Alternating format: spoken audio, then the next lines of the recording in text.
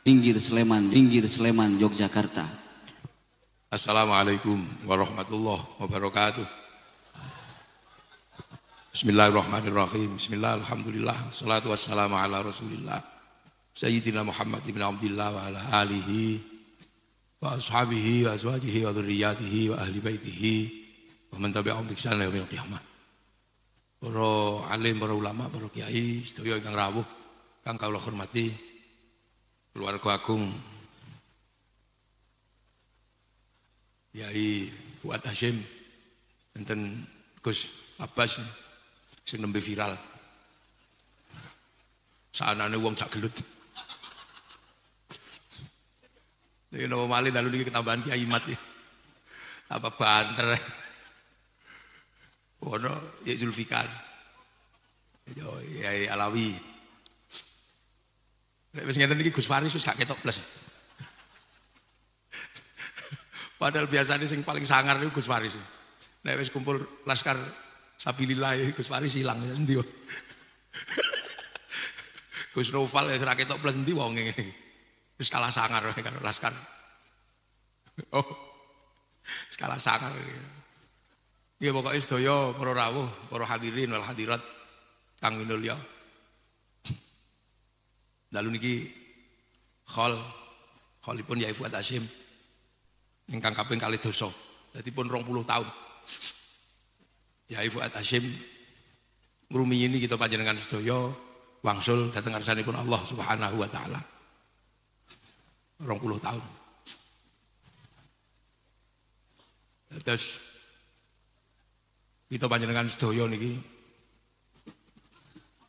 mboten enten ngurus menungso kok ngalahno carane NU niku mboten enten. Dadi wong NU niku nek ngurus menungso niku tenanan. Wong durung lahir pun diurusi kali wong NU niku. Petang wulan teng jero weteng niku pun bantu-bantu niku biasa. Dari tingkat anak-anak sampai tingkat remaja nggih gadah. Engko gedhe duwe. NU niku komplit. Mboten sampai di lah NU niku komplit. Ngaji diulang ngaji. Sing ngantukan diulang kete-kete ngeten iki. Sing ra iso muni diulang muni. Kayak speaker. Lho sampai mati niku sing open ngurusi menungso mati niku ya NU. Dadi 3 dina ya diurusi, 7 dina ya diurus, setahun isih diurus, khol diurus. Dan niku NU tok sing open kaya ngoten niku. Nah niki garek gelem ngopeni liyane apa ora NU niku ngoten. Iki lagi ngopeni, rapate ngopeni. Pale khitoe niku ngurus agama. Coba lek NU niku gelem ngurusi liyane ngono. Awake menungso niku nek diurus ngono ya mungkin NU iki rada sugih. Nek sing diurusi batine ya rapate sugih. Mulutan ngono diurus ngono ya. Bendina malam metu dhuwit. Ndek pitik saitik ngono di gombleh khol. Sementara urusane menungso niku kan kathah. Nah iki baru satu sisi sing diurusi NU. Coba sesuk niku sing nom-nom sing cilik-cilik niki melok ngurusi menungso niku. Ngurus liyane ngono mungkin ya rada enak. Soale ana wong niku ngurus taeke menungso niku ya enak. Dadi saumur-umur sing diurusi ngono mung taek tok. Niku iso duwe pabrik pempes. Lho iki asete triliunan lho niku. Ngurus taeke wong tok. Lah niki NU ngono sing mungkin karena saiki sampeyan arep milih ngurusi napane. Siraine karena saiki sampeyan arep milih ngurusi napane. Siraine menungso tok. Prancis iku iso urip gara-gara ngurusi tok. Prancis iku iso urip gara-gara ngurusi raine wong wedok tok. Lu asete dadi ora entuk badi. Lha iki dadi menungso niku urusane akeh. Oh, menungso. Kaya kembang ini kan ra kanggo tuh asine menungso. Kaya kembang ini kan ra kanggo tuh asine. Dadi kita niki kadang jadi sambil guyon panjenengan niki khol. Lho soalé napa? Yai Fuad Hasyim niku mboten nate lepas. Setiap ngaji niku mesti babakan NU. Mesti babakan NU. Lah hari ini niku nek wis babakan NU niku. Dadi paling akeh pondoke wis paling akeh. Muni gelut ngono ya NU ya wis menangan. Wis apa sih? Al-akhdhu bil jad. Diurus Gus Yahya. Apa? Lho lagi ta. Dadi hati irahane kok mal begitu. Dadi nggih. Ini kena Gus Abbas sampai suaranya Gus Faris tidak terdengar. Tapi sepuh-sepuh niku. Yang sepuh-sepuh yang pernah mawon ya. Sepuh-sepuh niku nggih. Yang sepuh-sepuh yang pernah mawon ya. Kowe diurusi kok. Kowe diurusi kok. Wong urip ya diurusi kok. Wong urip ya diurusi kok. Lha niku sampe gue. Kok kober niku goleki. Hamba Allah niku kok ya sik kober. Lho gimana? Nah ini apa? Ini fenomena apa? Kalau kata tadi. Oh kober. Biasa yang terjadi dalam dinamika nadatil diri. Aduh apa ya? Memang zamannya gitu ya. Memang zamannya. Kulo sampai gumul. Kok roh jenengan kok roh itu kok gitu. Gitu apa? Jadi kalau ditakoni ya sampean takon dhewe kok ora roh aku. Iki kok roh kabeh. Ya mungkin karena sekarang ini sudah eranya katanya. Era yang dulu sing begitu saya kula pikir itu. Kehidupan yang terjadi di hari ini dengan kehidupan yang ada di konsep sampean kan sekelan handphone nih. Niki urip nih, iki iso dan cloud. Cloud itu nek cara basa intelek itu pusat data. Ini hidup karena ada pusat data yang ditaruh di langit sana, ditaruh di satelit. Jadi ono satelit ini ono urip. Sing penting terdaftar, terregister ini. Lauhul Mahfuz. Pusat data blueprint donya. Jadi gambarin donya niku ono teng Lauhul Mahfuz nang dhuwur langit lho. Di atas langit. Langit itu langit pitu. Itu ada konsep lauh niku catatan yang benar-benar terjaga. Ora iso diretas cara ngoten niku. Ndak bisa diretas, ndak bisa dihack. Bahkan malaikat ora iso. Apa iblis yo ora iso. Delok carane ngono. Wong kesandung itu terhubung dengan pusat data. Karena apa? Daftarno. Nek kartu hidup karena di 144 mungkin itu. Qalu bala syahidna. Ya ya. Nyawane ngono. Paketan-paketan ini diberikan, nyawanya sama dengan pulsa. Gambar. Ya boleh kuota gratisan. Dikirim Fatihah Lauhim bacara. Kode beda.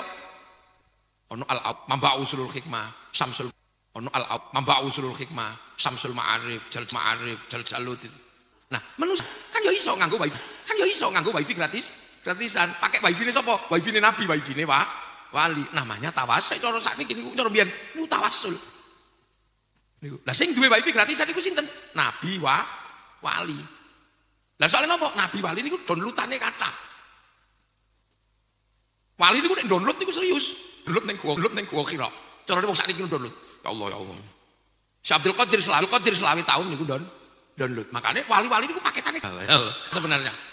Nah, terkait downloadan. Ini kan terkait downloadan. Downloadane sapa?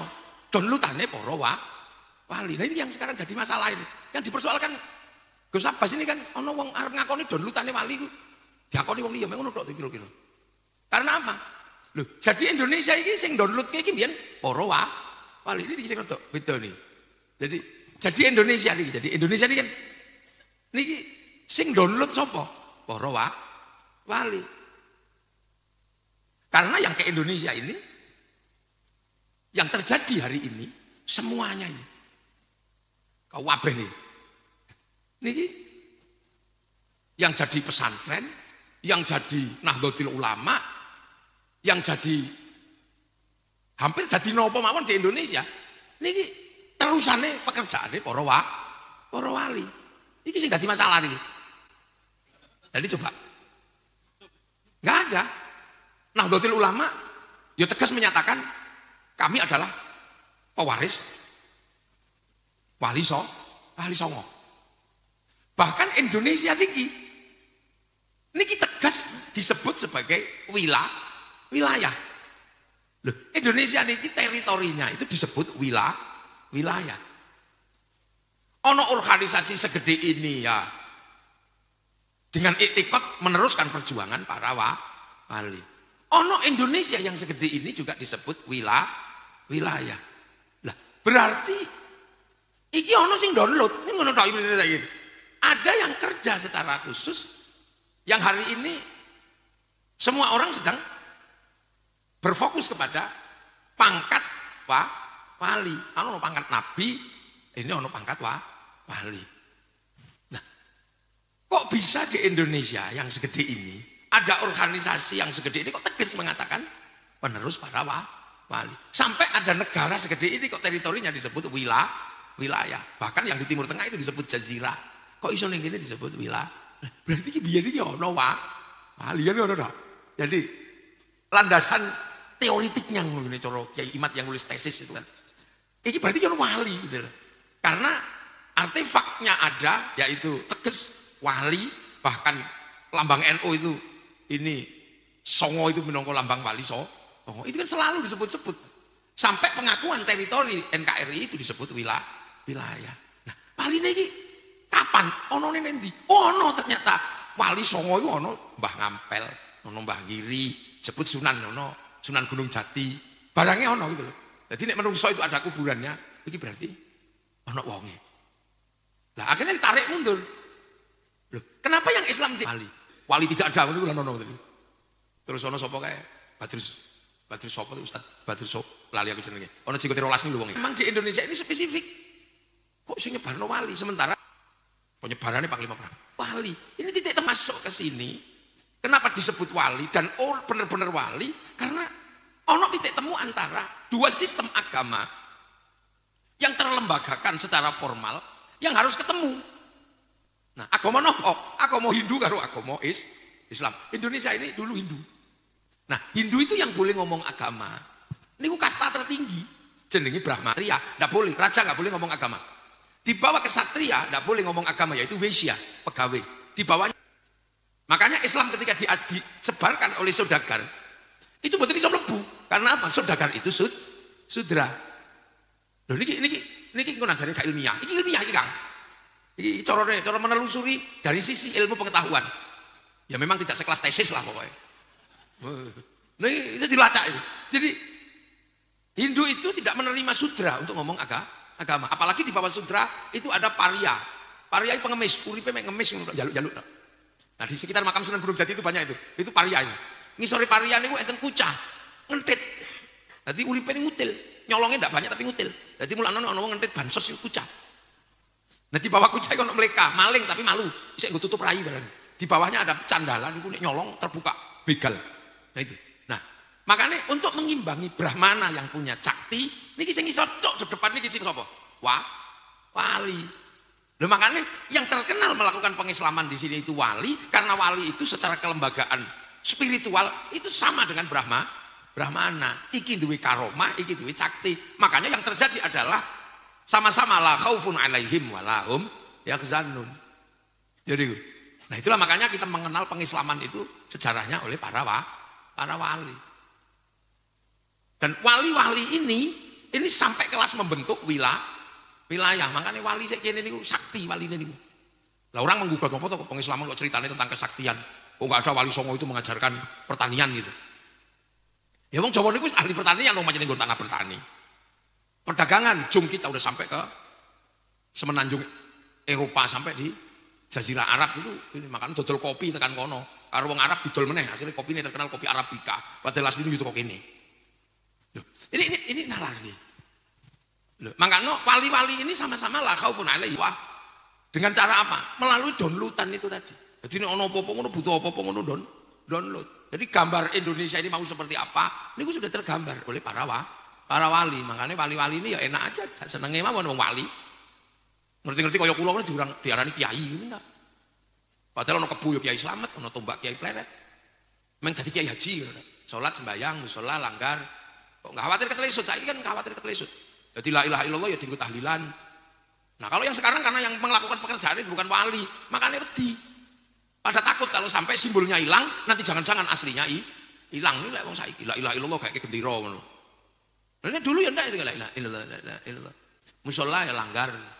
Salat sembahyang. Nah, di titik inilah sejarah dimulai. Makanya nek ngomongin sejarah Islam di Indonesia, ya wali ini. Nah, kapan sejarah itu dimulai? Ya ketika ditanam. Zalika mathaluhum fit Taurat wa mathaluhum fil Injil kazar'in, ketika ditanam seperti tanaman. Makanya awak dhewe menggunakan kalimat lir-ilir tandure usu milir bahasa Al-Qur'an. Nah, itu nandur. Ditandur, jadi ditanam betul. Ada tanaman yang sifatnya tanaman wajib, ono sing tanaman sunnah, ono sing. Tapi karena sing nanam itu para wali ya, gayane beda. Kaya jubah ngono klambi syar'i. Ditanam ya diketok ngono wong ra iso ditandur. Ketokane diarani syar'un. Ndak punya huruf ain, punyanya monggo bodhongo maka syar'un dadi saruan dadi sarungan. Dadi orang kalau paham nek sarung itu dari syar'un, enggak ribut. Karena ini fleksibel. Nek pengen cingkrang ya lintingan sing rada dhuwur, nek pengen mlotrok dono. Jadi dan itu butuh kejelian. Ler-ler tandure wis sumilir, tak ijo royo-royo, tak senggo kemanten anyar. Itu hanya orang-orang yang bisa menyelami sistem kerjanya wali yang paham. Makanya orang-orang yang punya pemahaman kayak gitu enggak banyak. Ya hanya penerusnya para wali. Kok iso salat kok sembahyang. Musola kok langgar. Sama kok iso to. Wong REK kok Honda iki. Kok iso le mineral aqua. Iku sing iso paham, itu memang butuh ilmu khusus. Lah saiki kan itu enggak paham akhirnya muncul iki bid'ah, iki musyrik. Karena enggak paham. Nah santri sing terusane Wali Songo ya paham. Oh, iki pancen tinggalane mbah, tinggalane niki. Nah ini berjalan terus putar. Sampai akhirnya para wali ini tidak hanya bekerja untuk menanam agama semata-mata, tapi tanaman itu butuh pengelolaan lahan. Dan siapa yang akan mengelola? Nah itu loh, makanya yang mengelola juga dikelola. Menungsone ya ditoto. Makanya ketika manusia ditata, konsep paling rumit di dalam Islam bisa diterapkan secara terbuka di Indonesia. Apa? Yuk konsep yang paling rumit itu ono. Jenenge apa? Tetap berbeda, tetap bineka, tetap tunggal ika, akan tetapi saling mengerti, saling memahami, saling bertanggung jawab. Itu kan tidak mudah. Meletakkan konsep hidup yang seperti itu tidak mudah. Karena wali menemukan bangsa yang memang dinamikanya paling banyak. Jadi kiai nang Indonesia ini apa mereka jadi wali, kudu pintar tenan. Karena apa? Dinamikanya rumit Indonesia ini. Kiai teng Arab ngono, bahas tanaman halal haram ngono. Paling yang dibahasnya kurma, delima gitu. Ya sebatasan itu. Tekan kene kan kudu bahasane luwih akeh. Karena di sini ditemukan tanaman jenengane duren, kesemek, jamblang. Lagi nek dipangan ini ya anak ana bekase ning lambe niku. Lah iki ana kategori launuhu, rihuhu, tokmuhune. Dia lebih detail karena barangnya akeh. Makanya dadi kiai ning Indonesia iku luwih rumit. Nek nang kono-kono bakas kewan paling unta, paling wedhus. Ora ono bakas demit ning kono paling syaiton karo jin. Mak lampir rene.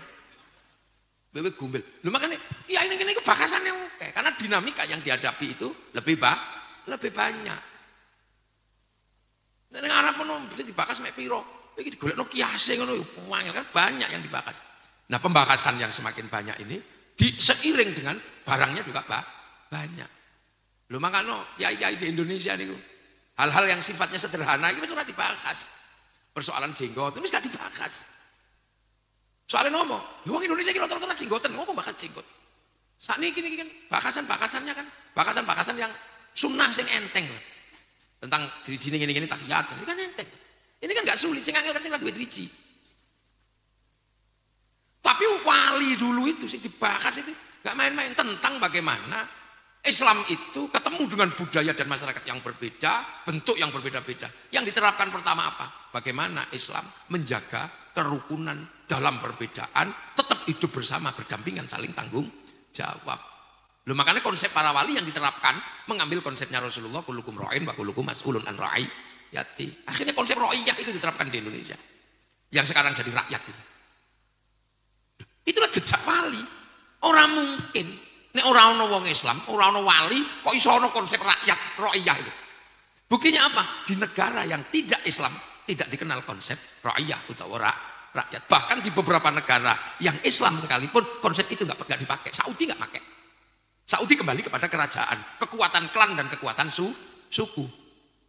Jadi ya ayuhan nas, manusia ini belum rampung di beberapa negara. Masih kulit hitam, kulit putih sik urung beres. Inna khalaqnakum min dzakari wa untha, lanang wedok urung rampung. Wedok mbok nomor piro kon manak tok ngono. Bar manak tinggal lunga. Makanya perempuan Indonesia ini enak karena apa? Hak dan kewajibannya wis ditata. Wa ja'alnakum syu'uban wa qabaila, ngono sing urung rampung. Sampai saiki kami suku terbaik, kami bangsa terbaik. Sek ngono ae. Di sini sudah melampaui itu semua, bisa diterapkan konsep ra'iyah. Berbeda suku, bangsa, agama, hiduplah saling bertanggung jawab. akhirnya sing maune kula apa sing maune sing hamba sahaya iso muni saya. Ini karena konsep ra'iyah atau rakyat. Makanya nek dinoi hari ini ketika konsep ra'iyah sudah diberlakukan semenjak 1300 wis mendarah daging. Loh kok hari ini tiba-tiba ada orang yang kami turunan ini, kami itu iki wis langsung. Jadi yang membuat ini jadi rame itu sebenarnya tabrakan sama konsepnya Rasulullah. Loh masuk putune Nabi kok nabrak konsepnya Mbah Dewi kan ya ora mungkin itu. Nek jare kiai mah ora mungkin putune Nabi kok nabrak konsepnya Mbah Dewi. Loh, ini konsepnya Nabi. Mangane wong Jawa itu sudah turun papat wis lah sarepmu wong toh engko ya padha. Itu berlaku. Makanya Indonesia itu tidak menggunakan paham people. People itu vox populi vox dei, suara mayoritas, suara Tuhan. Begitu dia mayoritas, dia menjadi diktator, menindas yang lain. Makanya di negeri ra'iyah gak cocok diterapkan konsep khilafah dan ikhwanul muslimin. Gak cocok. Gak bisa. Ra'iyah itu sudah enak kok, setara, sederajat, masih enak. Kok tiba-tiba PKI komunis? Ya nggak bisa, karena komunis itu proletar. Begitu dia mayoritas, dia diktator proletariat, menindas. Nah makanya ra'iyah itu bisa mimpin dan bisa dipimpin. Makanya dalam konsep ra'iyah ini Indonesia bisa jalan. Nah kalimat ra'iyah atau rakyat nggak mungkin keluar dari orang yang bukan Islam. Dan pilihan kenapa bukan asyidda'u alal kufar, bukan kafir, tapi ra'iyah ini adalah para wali. Loh, makanya begitu ra'iyah ini diterapkan, makanya Indonesia kemudian dikenalkan konsep hidup berbeda tapi saling melengkapi. Itu dikenal dengan konsep musyarakah, yang akhirnya kita kenal dengan konsep masyarakat. Musyarakah ini akhirnya di masyarakat itu. Jadi ini wong Cirebon masyarakat itu masyarakat. Beli masyarakat. Ini saling melengkapi. Makanya Cina ya urip, Kristen ya urip, itu saling melengkapi. Semua berjalan sesuai dengan apa? Dengan keyakinannya masing-masing. Lakum dinukum. Tapi hidup bersamanya saling mengisi, saling melengkapi. Ya kiai itu sholat. Tapi sholat itu nutup aurat. Nah, tutup aurat itu kain. Kain itu kiai nggak bisa mikir. Karena yang mikir tutup aurat kain itu pabrik dilala pabrik sing duwe Cina. Makanya kiai itu tidak pernah ribut. Hancurkan Cina. Apa itu Cina? Jadi Cina ne lunga udo kiai. Dan itu bisa berlaku di Indonesia. Makanya sih dikit-dikit hancurkan Cina, itu orang Indonesia itu. Mungkin baru datang. Bahkan yang paling ekstrim itu dengan Yahudi. Yang lain hancurkan Yahudi. Indonesia mikir. Soalnya haji itu begitu naik ke pesawat, sing gawe kalau sing ngurus pesawat itu yang Yahudi. Karena Yahudi ini mati kabeh, ngelangin. Makanya tahu. Bukan kok kemudian hancurkan pun. Lah ini namanya musyarakah atau masyarakat. Nah yang suka ngamuan itu biasanya kiai freelance. Loh NU mana nanti? Enggak, makanya Gus Dur nyantai.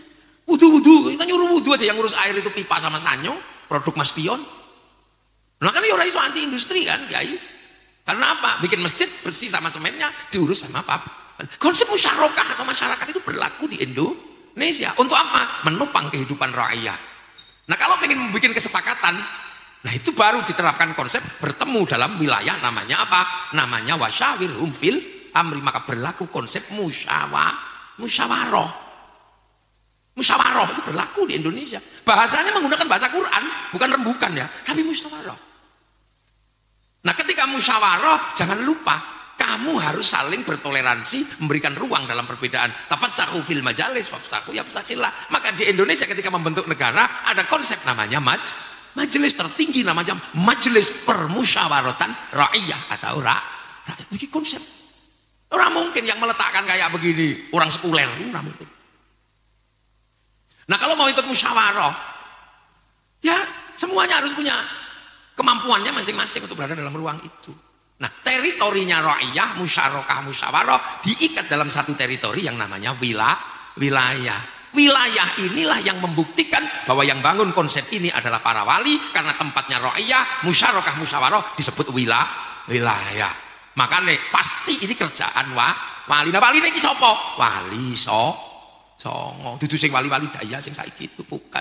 Dudu sing Isra Mi'raj 70 itu bukan. Loh bukan. Ini wali ini. Makanya kemudian kita mengenal konsep NKRI. negara kesatuan Republik Indonesia yang menghasilkan titik epicentrum besar agama, suku, bangsa yang tidak terselesaikan di Arab. Arab satu bangsa pecah puluhan negara, Eropa satu bangsa pecah puluhan negara, Cina satu bangsa pecah puluhan negara, Afrika satu bangsa pecah puluhan negara. Tapi kita puluhan suku bangsa dan agama bersatu dalam satu negara kesatuan Republik Indonesia.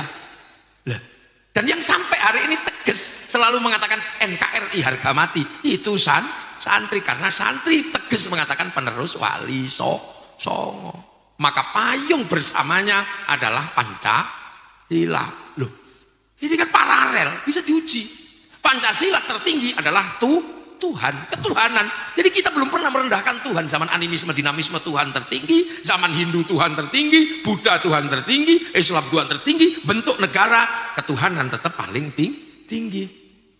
Setelah ketuhanan baru urusan kemanusiaan, karena di dunia ini semua urusan itu berhubungan sama manusia. Nggak ada di dunia ini yang nggak berhubungan sama manusia.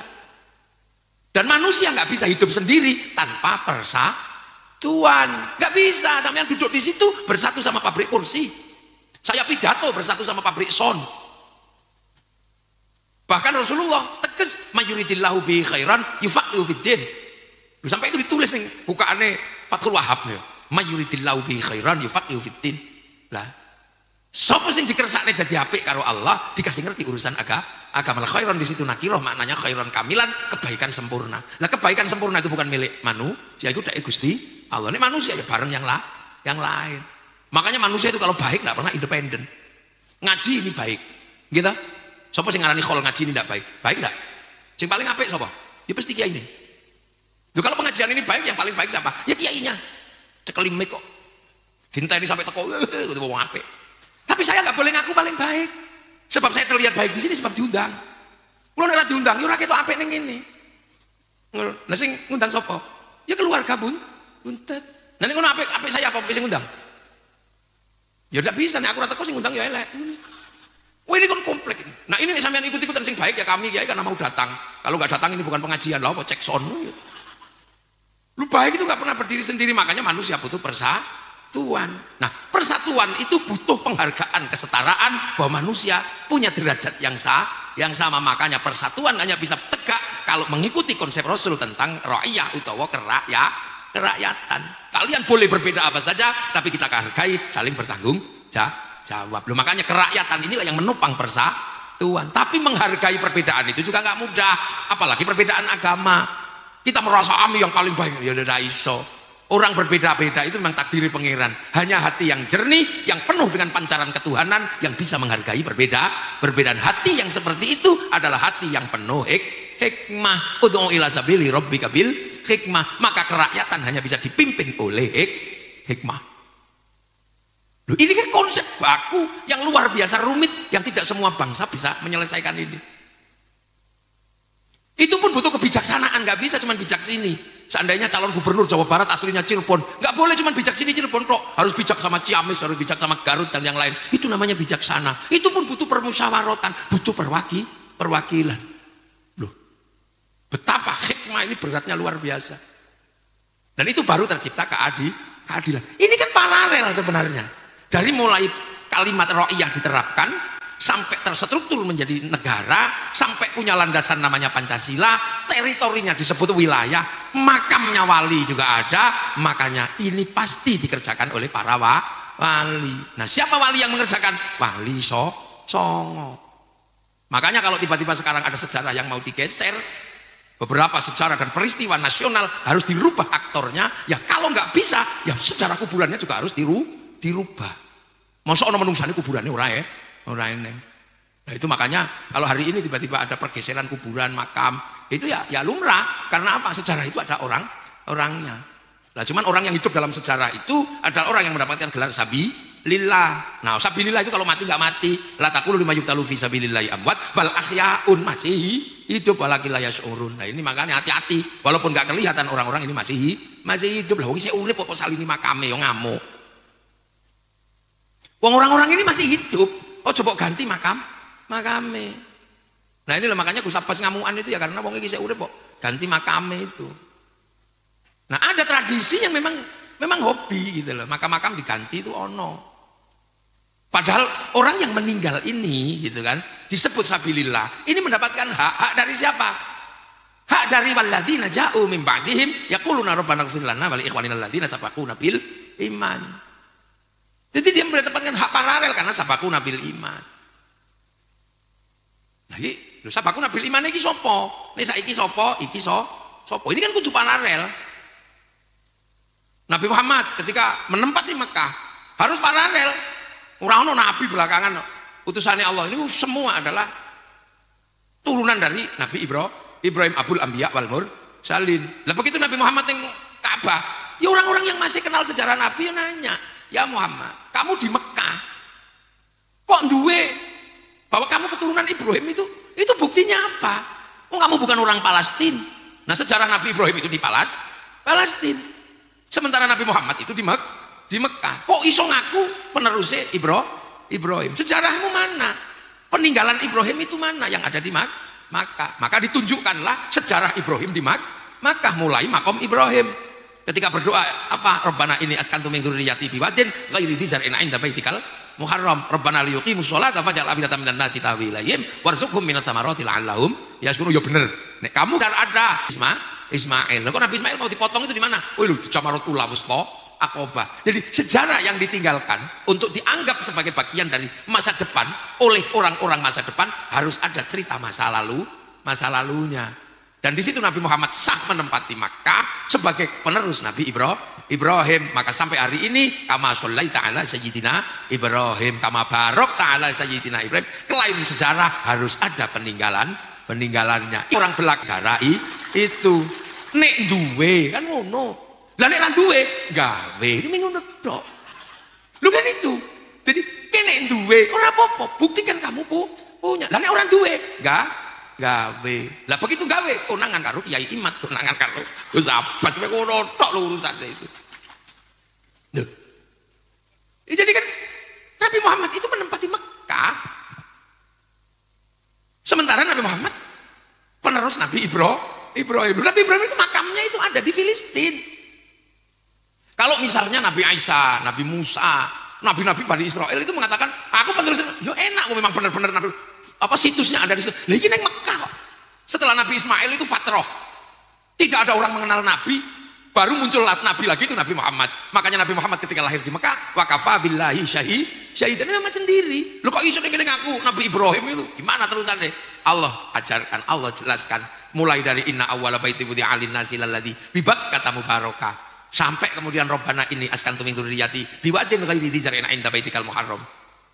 Itu kok barangnya ono. Barangnya ada. Makanya ketika Abroha mau mengklaim lu kan gitu, asal rakonangan rapopo.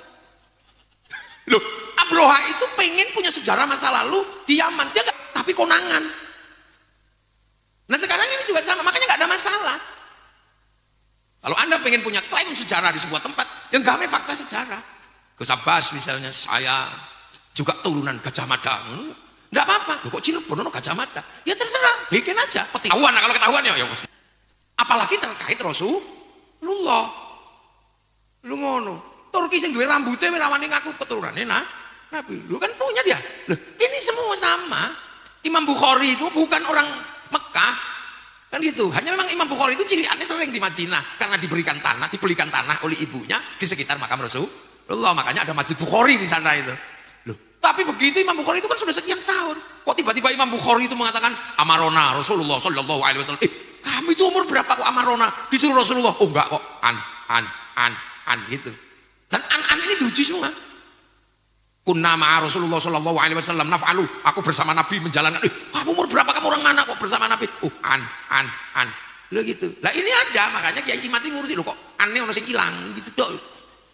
Ya cuman gitu dok sebenarnya. Lah ketika sama Kiai Imat annya hilang, ya kalau menurut Kiai Imat itu hilang. Nah kalau sampean memang yakin ada, ya bawa iki lo Kiai Imat ada.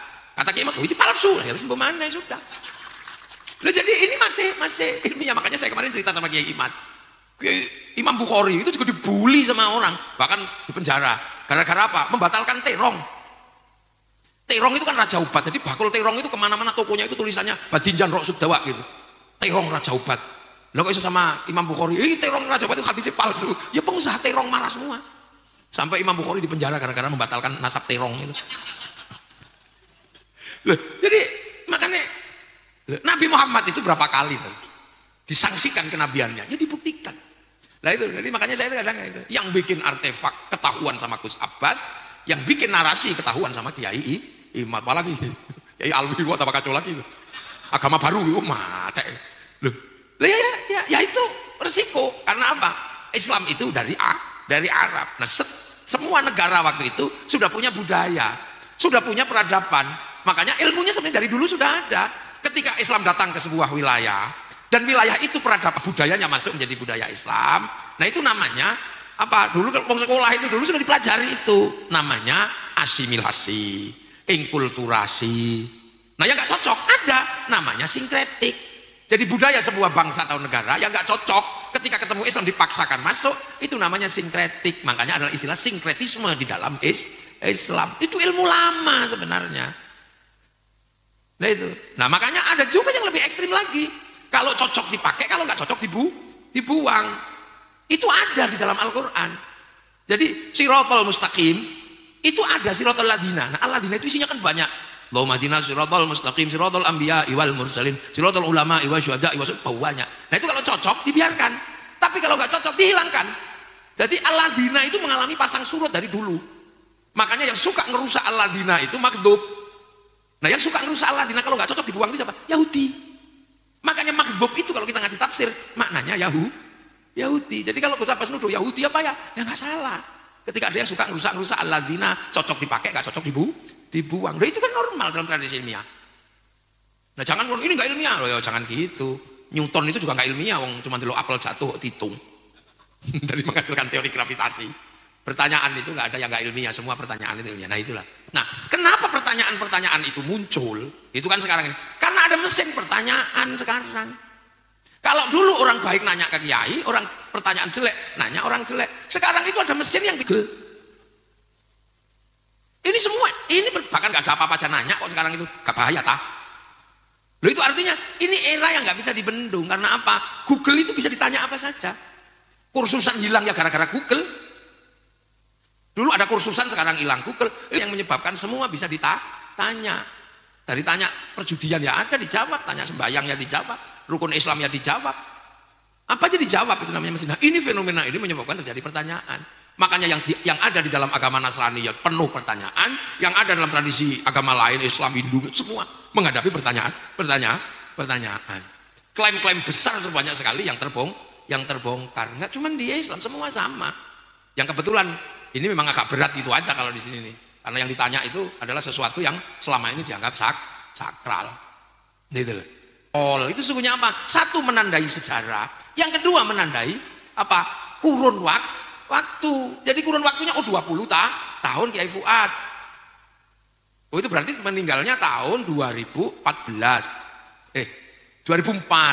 Dan gitu iki Gus Abbas masih usia remaja, masih SMA. Nek usia tahun 94 meninggal, usia SMA, berarti Gus Abbas itu masih generasi pertama. Nanti generasi keduanya, ya kira-kira sekarang kalau punya cucu, artinya 20 tahun itu sudah menghasilkan 2 generasi. Oh lah kalau 40, baru 32, ini kemana yang hilang, kan bisa diukur gitu kan. Itu makanya ini menandai-nandai yang kayak gini. Lah ini mana diukur, lah itu biar gak hilang. Nah kayak pertanyaan kayak gini, lumrah, nek iso jawaban, nek gak iso meneng, wis ngono poe. Jadi kalau kata Gus Faris, apalagi Gus Faris pertanyaannya. Karena ilmunya itu ilmu sajarah. Sajarah itu pohon. Orang kita menyebut sejarah. Jadi nutfahnya mestinya ini, pohonnya ini, daunnya ini, buahnya ini. Lah kalau katanya pohonnya ini, daunnya ini, kok buahnya beda? Jangan-jangan setek. Saya ada Kiai Imad sama Kiai Alwi, Kiai Gus Abbas. Ini kan sebenarnya yang sekarang pondok ini kan memang lagi trending gitu kan. Dalam urusan nasab. Kan gitu. Nanti kalau yang terkait Rasulullah, verifikasi berikutnya mungkin juga akan ada. Betul nggak rambutnya itu rambut Rasul? Betul nggak terompah yang dicium Buya Yahya itu terompahnya Rasul? Kan pasti orang juga akan diteliti nanti. Lu kan pasti diteliti. Wong kerisnya kayak narok aja diteliti kok. Karbonnya tahun berapa? Ini beda yang pelan-pelan akan membuka tabir seluruh dunia. Karena nanti ada manusia yang bisa membuka selimut langit satu sampai langit-langit berikutnya. Itu ada. Karena nanti ada manusia yang disebut ulul albab. Ulul albab itu alladzina yadhkurunallaha qiyaman wa qu'udan wa 'ala junubihim wa yatafakkaruna fi khalqis samawati wal ard. Ini dipikir semua sama ulul albab ini. Ini nanti keluar orang ini sampai seluruh pengetahuan langit, bumi dan macam-macamnya ini masuk ensiklopedia Rabbana ma khalaqta hadza batila subhanaka faqina adzabannar. Orang ini nanti akan muncul. Jadi jangan dikira ilmu pengetahuan yang terbuka hari ini lebih gendeng lagi. Sampai Rabbana ma khalaqta hadza batila, enggak ada yang sia-sia ya Allah. Lah ini kan masih banyak yang belum diketahui. Itu urusan bumi satu ini aja bro, itu samawat loh. Beberapa langit ini akan kebuka sama namanya ulul albab. Yang enggak kebuka itu tentang dirinya sendiri. Si ulul albab enggak bisa membuka dirinya. Namanya ruh. Karena yas'alunaka 'anil ruh qul ruh min amri rabbi wa ma utitu minal ilmi illa qalila. Itu generasi ini muncul. Ini medeni wong ini. Ulul albab ini. Subhanaka faqina adzabannar. Rabbana innaka man tudkhilin nar faqad akhzaita wa ma lidh-dhalimin min ansar. Rabbana innana sami'na munadiyan yunadi lil iman an aminu bi rabbikum fa amanna. Rabbana faghfir lana dhunubana wa kaffir 'anna sayyi'atina wa tawaffana ma'al abrar. Rabbana wa atina ma wa'atana 'ala rusulika wa la tukhzina yaumal qiyamah innaka la tukhliful mi'ad. Orang ini medeni nanti kalau ini muncul. Ini aja ini 20 tahun lewat ini aja jen pensiun bisa kok. Pengetahuan yang terbuka dalam 20 ini jen pensiun. Bahkan mungkin malaikat penunggu jalannya bayi itu ada yang kecelek kok. Ditunggu di pintu bawah, keluarnya dari pintu atas, sesar. Lagi orang lewat kuno piye.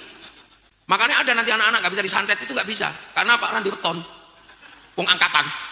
Kan diangkat jadi Randi Weton. Nggak saya ini jen yang dulunya menyampaikan ilmu pelet aja pensiun. Sudah mata kaji kujaran yang pensiun sekarang kalah sama Avanza. Ini kan sudah banyak pensiun.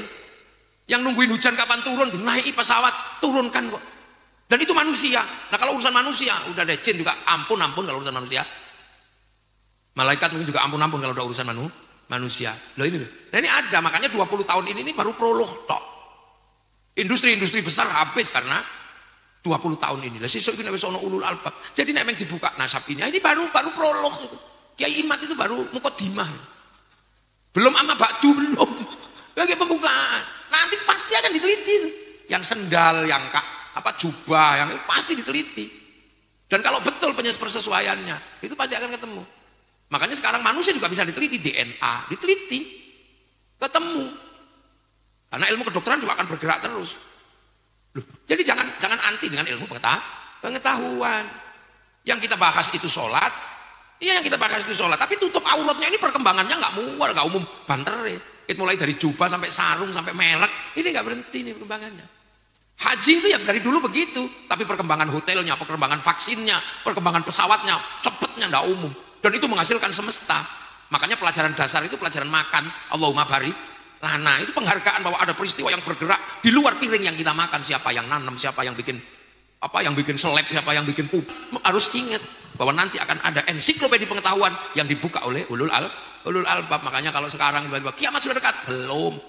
Wong dunia masih belum terbuka semua kok. Ulul albab kerjanya belum selesai. Nanti kalau ulul albab selesai baru kiamat. Nah ensiklopedia terbesar itu di Indonesia. Makanya kiamat atau enggak tergantung ensiklopedia Indonesia. Kalau ensiklopedia Indonesia selesai ya baru kiamat. Lu kan ada wong Al-Qur'an kok. Kita itu aja bunga itu fungsinya apa? Selain dipandang itu apa? Kita kalah sama tawon tahu madunya di mana, dicampur dengan madu apa? Dia tahu. Ini 20 tahunnya adalah perkembangan dari data, perkembangan dari pengetahuan yang cepatnya luar biasa.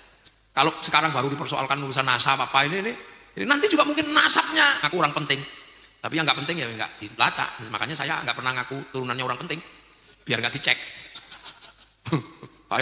Saya turunan Siliwangi, belain itu dicek orang Jawa Barat itu, bener nggak gitu. Makanya saya turunan siapa? Ngono pokoknya aku menungso, belum labet aja kalau ngaku turunan labet yang bagus minta harga mahal ya dicek. Nah ini kemahalan harganya soalnya. Ada yang seharga dengan 70 ulama ya dicek, wong larang harganya. Ane murah-murah ya enggak apa-apa. Lho iya toh. Oh bisa masukin surga orang lah ya medeni. Ono sing hafal 7 juta hadis itu lho. Iku hadis kutubu tis'ah enggak nyampe itu 7 juta. Apalagi cuma kutubu sita. Kutubu tis'ah itu enggak nyampe 7 juta. Lah kok iku ono sing hafal 7 Imam Malik belajar ke sana wong. Apa yang susah itu kan Isra Mi'raj 70 kali kan sehari 70 kali lah masang terope capek itu tahu. Ganti kiai 70 sedina. Ya kayak gitu, tapi ya nggak apa-apa wong itu pengakuan kok. Tapi kan kalau itu dipaksakan menjadi pengetahuan umum kan harus diuji metodologinya, cuman gitu aja.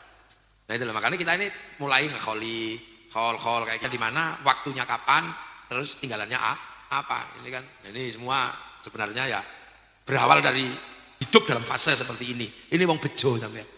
Jadi kita ini beruntunglah hidup di tahun yang seperti ini. Nenek moyang kita tahunya cuma radio. Kita cuma tahu surat cinta, sopan. Sekarang, nak beli rokok, ya gak jalan. Kamu disuruh gak jalan. COD Pak, online. Ini kita, dulu berdebat tentang bagaimana mushaf ini. Apakah mushaf atau apakah kaset itu perlu wudhu. Sekarang semua handphone bisa bunyi Al-Quran. Nah ini makanya ada pondok yang sudah tidak memaksa hafalan. Karena apa? Karena PDF dan alat teknologi sudah memungkinkan orang untuk melihat sesuatu. Jadi ora perlu ngapalno suwe-suwe wong iso ndeloki. Ini kelemahan ini cuma satu, listriknya mati ngono. Nah, ya Ifat. Ini ya saya doakan semua penjenengan. Gus Faris. Tapi Gus Faris itu masih lumayan. Masih enak kalau didengar itu karena masih ada syiirannya. Halo Gus Faris kan enggak ada.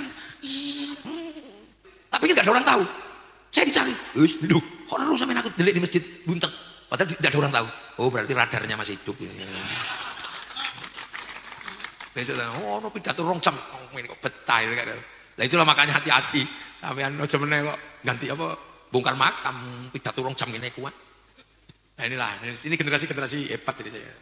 Nah, alhamdulillah malam hari ini kita semua bisa tabarukan kholnya ya Ifat Hashim. Semoga kita mendapatkan barokah dan kita semua bisa meneruskan perjuangan beliau bersama keluarga besar Pondok Buntet demi agama, bangsa dan negara. Assalamualaikum warahmatullahi wabarakatuh.